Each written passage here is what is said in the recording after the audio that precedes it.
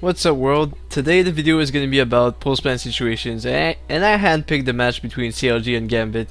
Why? Because, well, I didn't watch the match in itself, so I really wanted to catch up. Two, well, when I went out Reddit to discuss about the match, the main criticism was that CLG, well, they lost the match because they can't hold down the site after they plant, and I really wanted to investigate the whole issue myself. And was it as terrible as people described? I'd say some of them were, and some of them obviously it was Gambit just doing a good retake, and sometimes it's just about hitting your shots. So I mean, you'll see both sides of the coin in what I'm going to break down today. I'm gonna write down the fundamentals of post-plant situations in the description below, so don't worry about that. If you I'll cover it throughout the video also. So let's just dive right into it. So CLG, surprisingly enough, they win the pistol round off of a 2v4 in a post plant situation. But then with superior firepower, they lose it on the second round, which is always counter logic, I'd say. So the round starts off. Hayes gets destroyed by Mao. One. Well, that's man advantage for Gambit. It was kind of like a lackadaisical from Hayes. He had to smoke himself. It's an anti-eco, so you sort of scout things out. No pun intended once again. But I mean, the rest of the team is doing proper anti-eco. Like, look at this. He watches the push. They try to find out if there's anything funky going on with these pistols, that if they cut down the range, it can be really dangerous for AK-47s. So I'm gonna speed things up. CLG is gonna group up. The idea here is, okay, we're at a man disadvantage.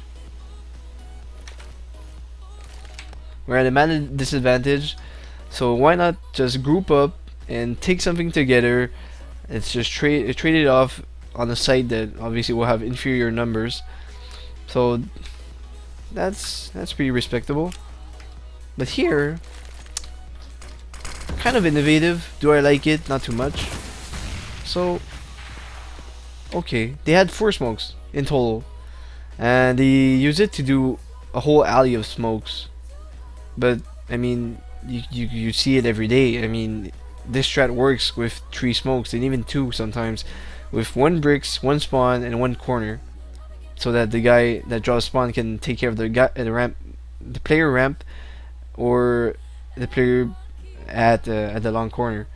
So there's 1 smoke too much. What does that do? It weakens your post plant situation. You can use it after you set up some crossfires. I mean, it's always useful.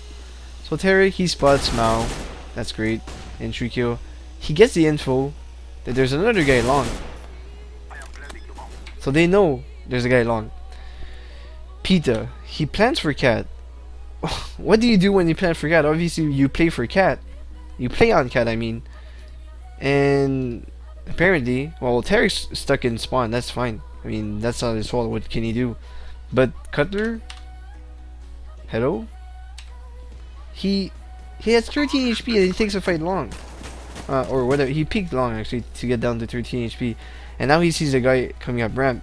And this is just, I mean, in terms of skill, he misses a shot. Okay.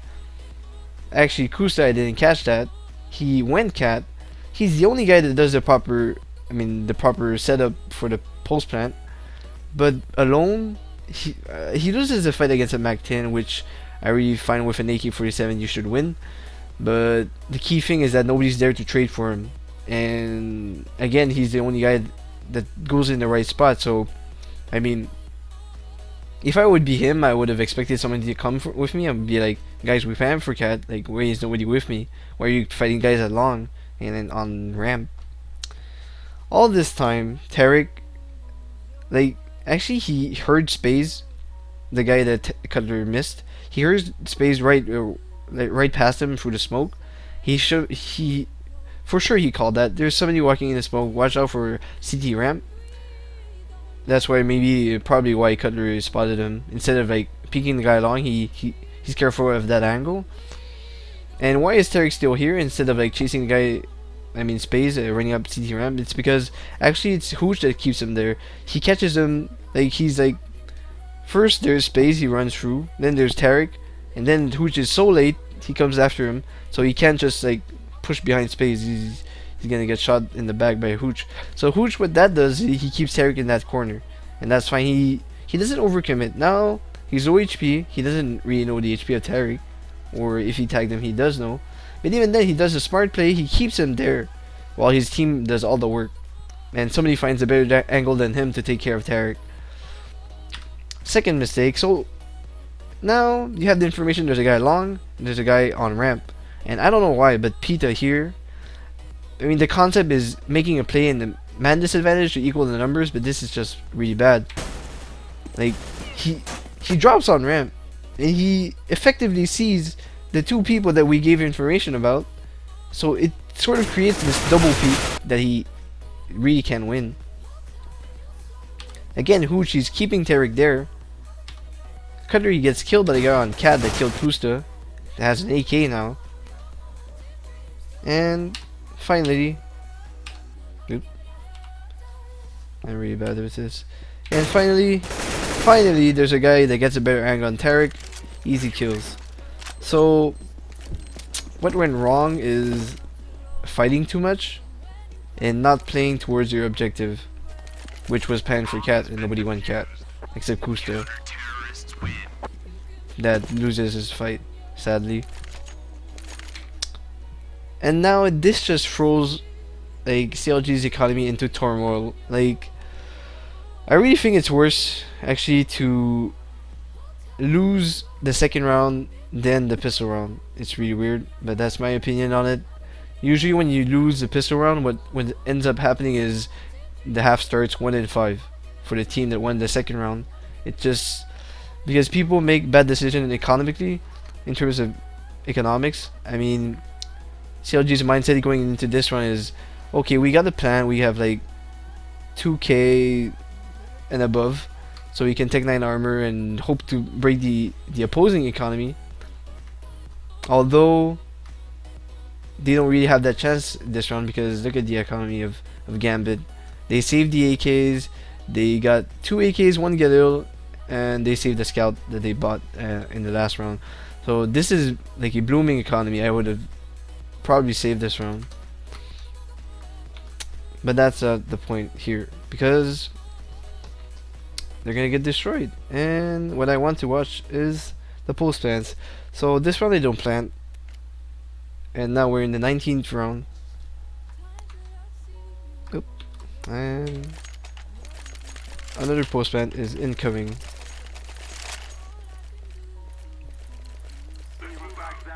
So here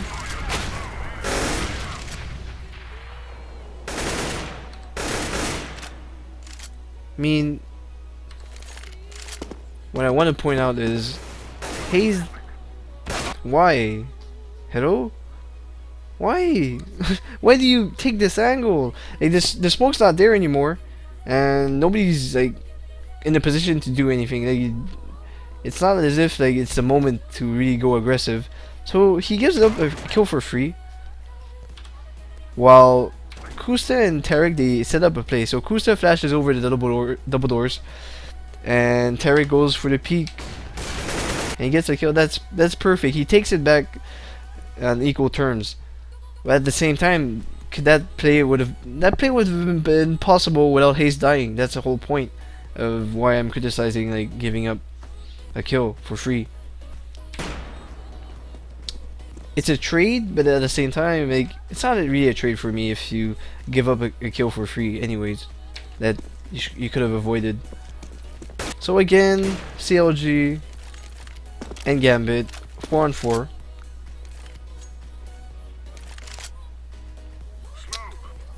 And what happens here is, again, their idea is that when we're 4 people, they prefer to like group up pretty much. So they're careful, they take their time. And here it's miscommunication, I guess. They're really not on the same page. Kusa is gonna smoke spawn, and Pete is gonna flash over. Is like you ask yourself if you're a CLG member, is that the signal? Is the flash over really when we aggress the site? And it's a good question because the CLG members have different answers. Because Tereki jumps, okay, and he gets killed from a guy ramp, but Pita is throwing a smoke on site. So he throws a smoke on site to block off the guy on ramp. But I mean, two of your guys are already dead, so I don't like. They should have waited for his smoke to bloom. Is that Pita not saying okay, wait for a smoke, or is it like Tarek just going preemptively without waiting for the smoke to launch even and bloom afterwards? It's really. But Pita and Cutter they bring it back. Really low HP though. Pita here gets a great kill. 1v1. So it's already a blessing to get a kill with that low HP. That's actually a good game sense. Again, you just played. Where does a CT player come from? The fastest way is pretty much cat or ramp, but it's a good game sense in this. What I mean by that is he watches cat. I mean that's the first place that he checks.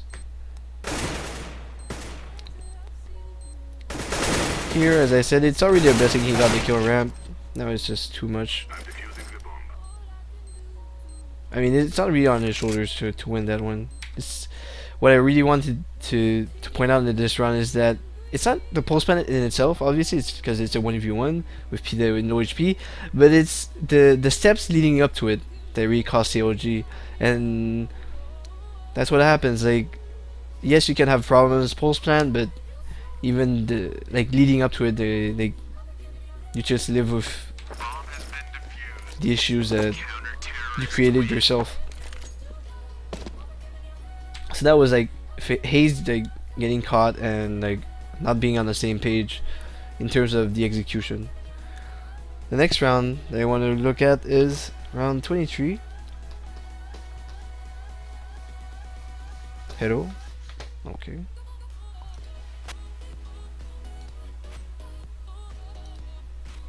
So CLG, they kind of bring it back 2 rounds in a row with good fights.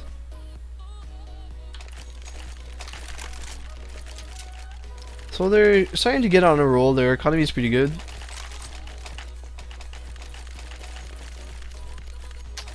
The round starts off. Kusa has pretty much the best spawn ever for long. And curiously enough, he loses the fight.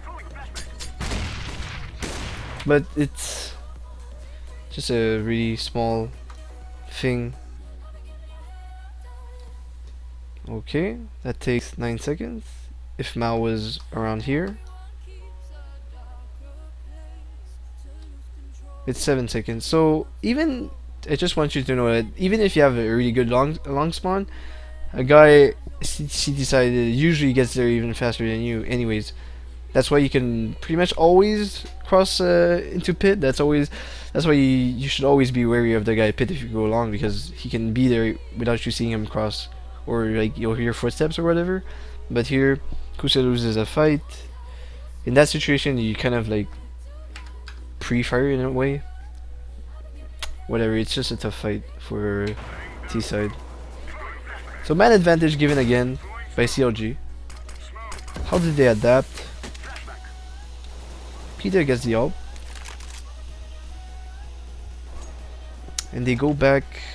They bring it back B, which I like. They're not shy to mix it up and redo the big rotate and make the information that the Gambit gathered invalid. So oh, I killed one long, but 50 seconds after, there's it's still mysterious in terms of where's CLG. He gets a good kill here.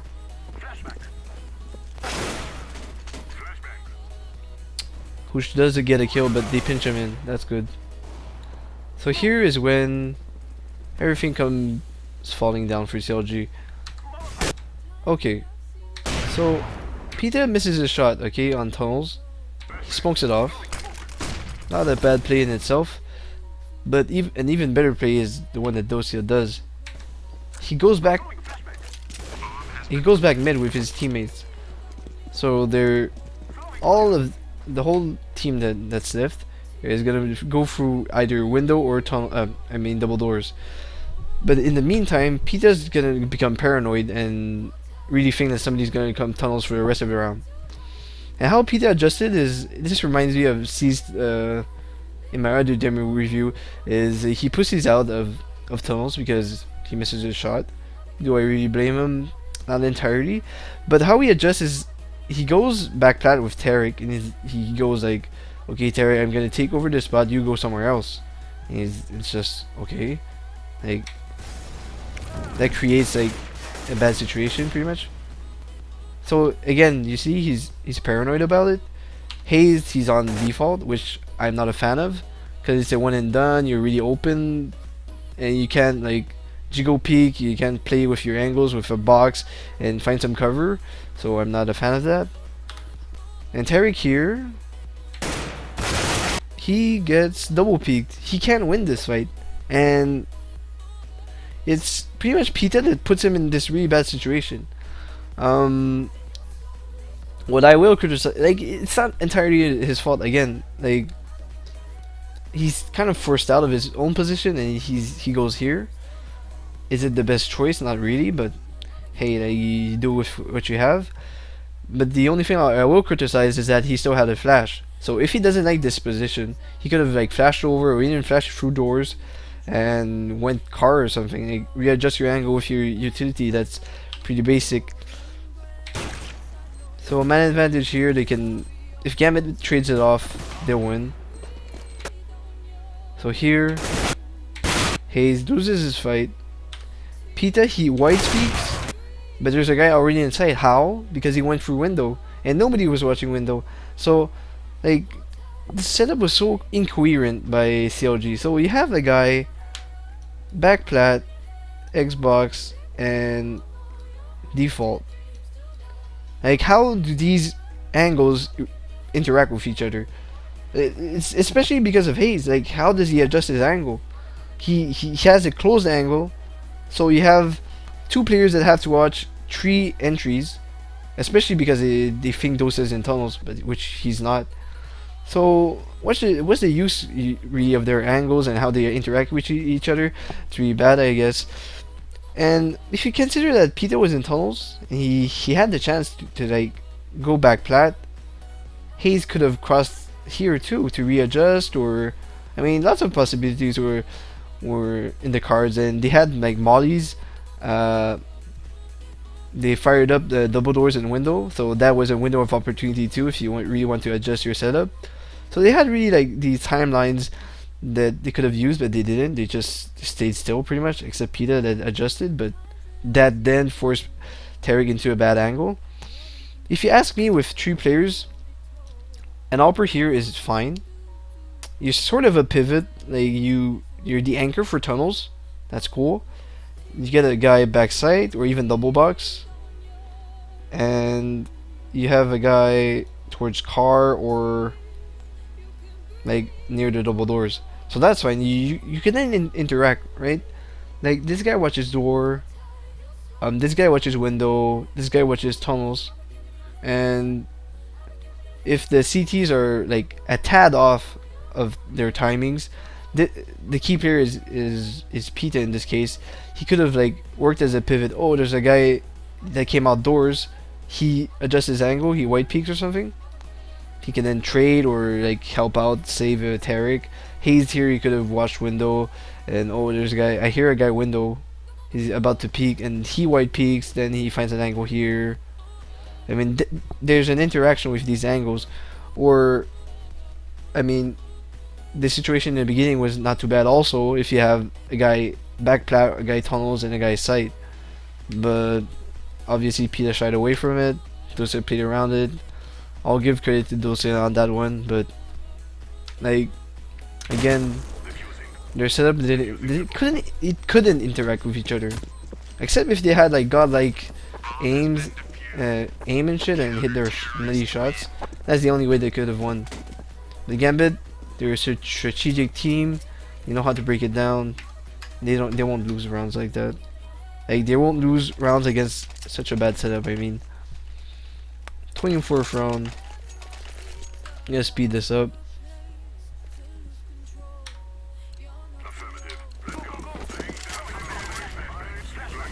So,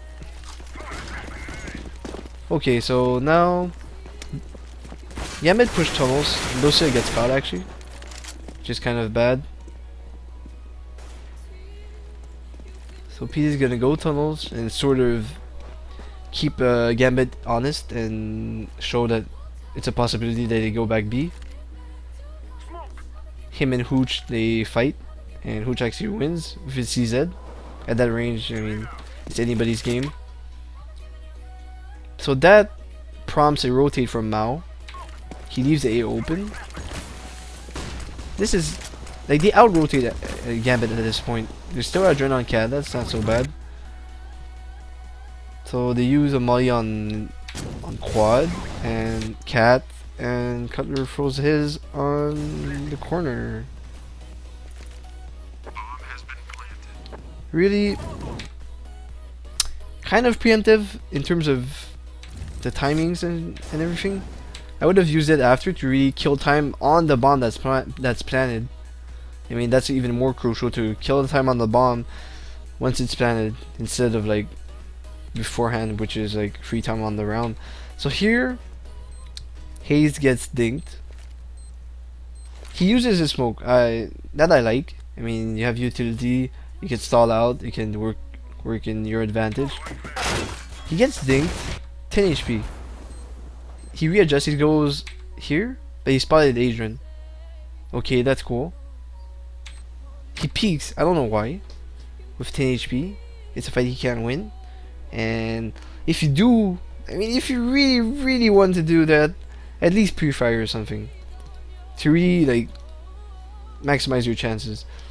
But in this setup, CLG did a better job. I will say. I mean,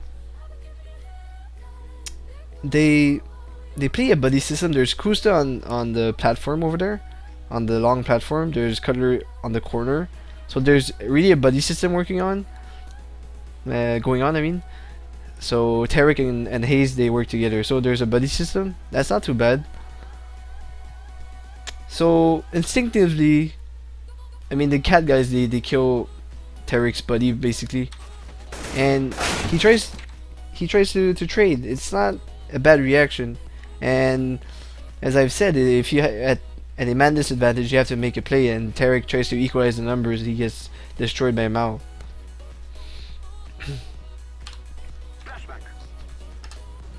Hooch delays the push at long. Really, he comes at the right time. Hits an easy shot. Cutler lost his fight against the guy that draws spawn. So here, what went wrong is, I mean, I won't blame CLG too much for this one again. Their setup was pretty decent.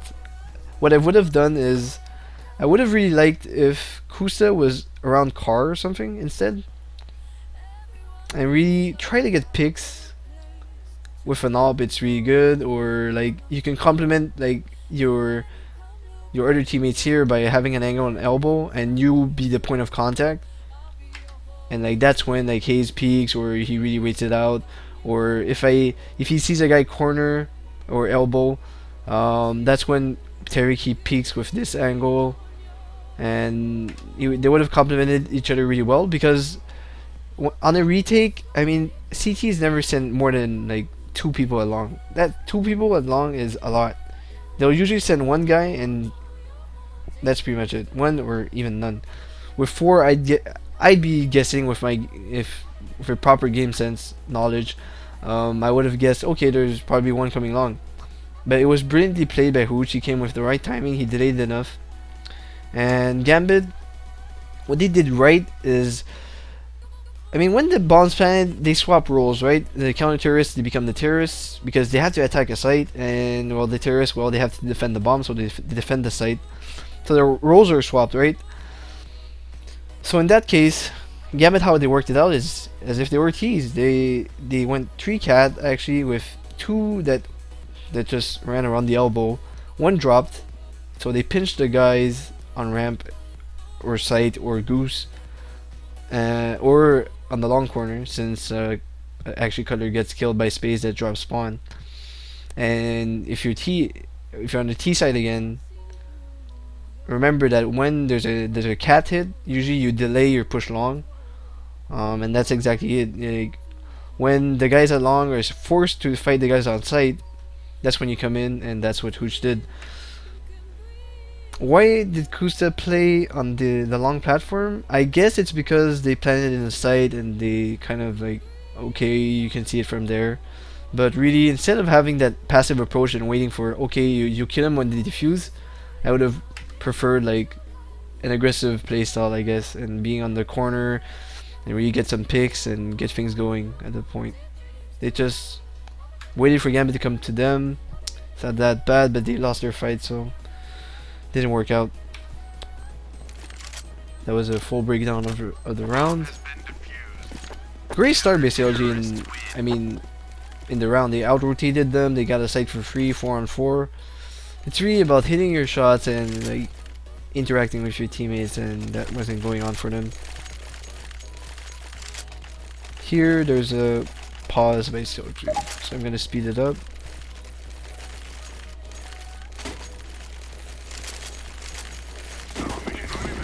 Okay, so they took a pause and they actually do a strat that I really like.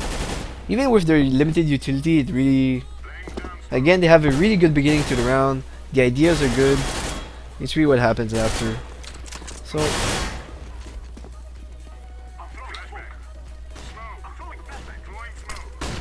by the way, personally, I really like short hits with like the long corner smoke, CT spawn smoke, and the brick smoke, and somebody draws spawn, which is Tarek in this case. I really like it, but this time they switch it up. They tweak it. He's sort of a fake. This looks like their other round, but he goes spawn instead. And there are 2 guys. They're going mid to B, and Hooch, you can see him at window. He spots mid because the A guys are really isolated by the smoke, and they think it's a cat hit, so that they stay there, but even more so they're isolated. So Hooch has to be the guy that spots mid. He's gonna lose his fight actually, and he gives up mid control, which is, not to blame. It's a great strat. So Hooch dies, and this is the reaction for his phase. Timing is everything on this one, obviously, so it worked in his favor, but this is exactly what you want to do. When you lose map control, you lose mid. Like, they're coming for you, so you better take control of something else. And how he trades a mid control, he trades it with taking the fight on in tunnels. And again, it's the whole concept of man disadvantage. You make a play and you bring it back in your favor, and he does exactly that. Beautiful stuff. He catches him off guard. Fucking mosquito bugging me. So bombs down, 3-on-4 actually, and he has backup all around mid, right? You can see it on the minimap. So they have mid control, and they can join them up in tunnels, and they have a man advantage. And this fight is unnecessary, I will say. He could have waited for somebody from mid coming lower tunnels and pairing up with him, and just like do a trade or something if they really want to commit on the tunnel angle. I would have even let CLG take the bomb and become paranoid, and let them take the bomb and let them know you're in tunnels. That's fine. They have to plant. The pressure's on them. You have really positional control, except this part. So I would have really let CLG take the bomb and stay alive. That would have been more important. And a worker retake with him at an advantage. Tarek, his whole time, he stayed spawned. Here he gets an easy kill. Great. 2v3. Okay. Now, what happened? Adrian kills Cutler after he plants on default. I'm just gonna... So Cutler, he planted and he went on the barrels. And he gets caught in the open, pretty much. Hayes, what happened is that he was on window, he was watching tunnels while Cutler was planning, which is the right instinct. I mean, he's open to tunnels, and he covers him. But I mean, even after he plants, what changed? That's even a better signal for Gambit to push tunnels. So he bails on him. He goes to check mid with Tarek. I think Tarek had that under control. So he didn't really need that. Cutler needed his backup, and that didn't happen. But also on from Cutler's perspective, I really think that he should have like figured out that they're coming from tunnels. I mean, you plan on default, that's cool. You're open, and you can't do anything about that. But I mean, Tarek's been in spawn the whole time. Hayes, like the split second that he had picking mid, he could have said, I don't see anything mid. And Tarek could be like, I haven't heard anybody like on cat or on like near spawn. So you can kind of figure out, okay, they're probably in tunnels. And he gets caught off guard. The timing's excellent by Gambit, I will give him that. I mean, it's really surprising to see people like peeking you right after you plant. But getting caught in the open is kind of like you're kind of unwary of the situation, I guess. Like I would have planned default or whatever, and even planned double box, that would have been a good opportunity too. And you play like backside, and you jiggle peek, you work the angles, you get some cover, wait for Hayes to peek, then you peek, then you alternate your peaks, and that's how you should interact with your teammates. This just goes downhill. No utility on CLG. They have 2 flashes on the CT side, and they use it to great effect. 2 flashes, and Hayes is completely blind. Tarek takes a fight, which he can't interact with Hayes with. Oh my god. And Hayes gets picked. Kind of a dangerous, not really. That's a good push by Adrian. I think he assumed that Hayes was blind. So what went wrong there is obviously Cutler getting caught. Hayes not backing him up. And in the pure post-plant situation, I guess CLG could have killed the time more effectively, and maybe wait on the mistake from Gambit if they do the mistake of peeking out and everything.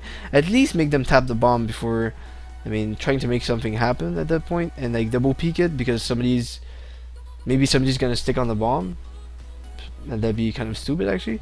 But work out a double peek, or really time things. Like if Tarek would have been more passive,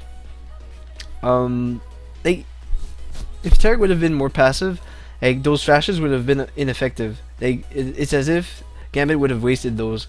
If he would have just hugged the wall there, or both of them just stay put for a little and let, a little like 3 or 4 seconds get ticked down, they flash over, you have a better chance of like creating a mistake on the other side, because Agent would have maybe pushed double doors and they're both on the wall, so they kill him. So it's a 2v1. Really lots of options, but especially like ticking down the bomb, which they didn't do. They just fought like once they knew where they were. You know where they are, and you play around that, and that's not the case.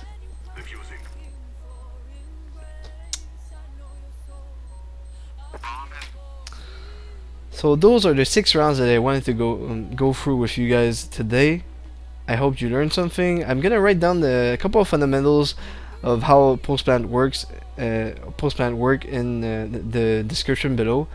And I hope you enjoyed the video, and I hope CLG fixes their shit up, because hey, they have A tough opponent tomorrow. Thanks.